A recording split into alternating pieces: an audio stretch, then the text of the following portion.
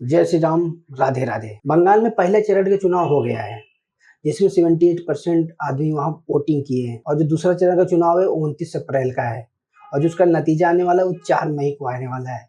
और बंगाल के साथ साथ कई अन्य प्रांत में भी चुनाव है, जैसे तमिलनाडु, केरला, आसाम, इसे साथ साथ चुनाव भी हो रहे हैं। बाकी सवाल पैदा होता है, क्या वहाँ बीजेपी इस बार सत्ता में आएगी? 3 बार के मुख्यमंत्री रह चुकी ममता बनर्जी का चौथी बार रिपीट करेंगी? क्या वहाँ टीएमसी सत्ता में आएगी इस बार की? इस बार किसी और पार्टी ने बाजी मार ले जाएगी? क्योंकि जो पिछला चुनाव हुआ था विधानसभा का, सत्ता में थी टीएमसी, बहुमत था उनके पास, लेकिन बीजेपी अपनी सीट में बढ़ोतरी की थी। पिछली बार बीजेपी वहाँ बहुत अच्छा प्रदर्शन की थी बंगाल में। शायद इस बार वो सत्ता में आने की ज़्यादा चांसेस हैं, क्योंकि बंगाल में बीजेपी के इसमें बोलबाला है।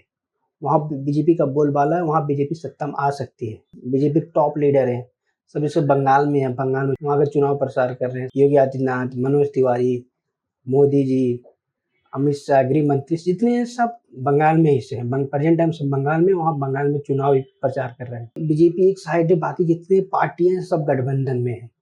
लेकिन नहीं, अब जब राज्यसभा का इलेक्शन, जब वहाँ स्टेट का इलेक्शन होता है, राज्य का इलेक्शन होता है, जितनी पार्टी सब एक होते सब अलग अलग हो जाती है। क्योंकि राज्यसभा का चुनाव अगर यही केंद्र का होता है तो मोदी जी के खिलाफ ये लोग सब खड़े होते हैं, जितने भी हैं, ये ममता दीदी और ये जो आए राहुल गांधी, आपको अलग अलग दिख रहे हैं ना, अलग अलग पार्टी से। ये अगर केंद्र का लोकसभा का होता है तो ये सब आपको एक ही चुनाव प्रचार में दिखते हैं। कोई किसी का सगा नहीं, राजनीति यही तो है। मेरा मानना है कांग्रेस सत्ता में इसलिए नहीं आती क्योंकि वो पूरा चुनाव में पूरा जोर नहीं लगाती है।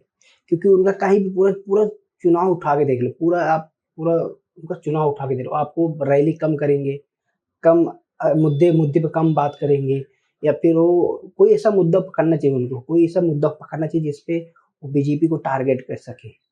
ऐसा कोई बीजेपी का मुद्दा पकड़ना चाहिए कांग्रेस वाले, फिर जो विपक्ष वाले पार्टी, तब जाके बीजेपी को हराना मुश्किल है। लेकिन ये लोग क्या करते हैं, भगवान के ऊपर नाम भगवान के ऊपर सवाल खड़ा करते हैं, ज़्यादातर भगवान के ऊपर ही सवाल खड़ा करते हैं। तो यहाँ हिंदुस्तान में, भारत में ऐसे बहुत सारे बंदे हैं जो कांग्रेस के सपोर्टर हैं, जो बीजेपी को नहीं पसंद करते हैं, लेकिन वो भगवान के ऊपर जब सवाल खड़ा करते हैं, इसके चलते वो बीजेपी की वोट देते हैं। इसलिए कांग्रेस को वोट नहीं, इसीलिए कांग्रेस सत्ता से बाहर है, 3 पंचवर्षीय बाहर है। यही रीजन है साफ साफ। और कुछ, अगर कांग्रेस को जीतना है, वो किसी धर्म के खिलाफ कुछ ना बोले, वो क्या करे, सिर्फ मुद्दे पे बात करे। बीजेपी कोई एक मुद्दा पकड़ो, अच्छा मुद्दा पकड़ो, उस पर आप बात करो, ना कि किसी धर्म में, किसी मंदिर या किसी के ऊपर आप बात मत करो। सिर्फ आप एक मुद्दा पकड़ो, मुद्दा घेर लो, मुद्दे से घेरो, तब आप सत्ता में आओगे। 4 तारीख को पता चलेगा कि क्या ममता दीदी फिर से आप वहाँ पे बैठेंगी या फिर बीजेपी इस बार सत्ता में आएगी।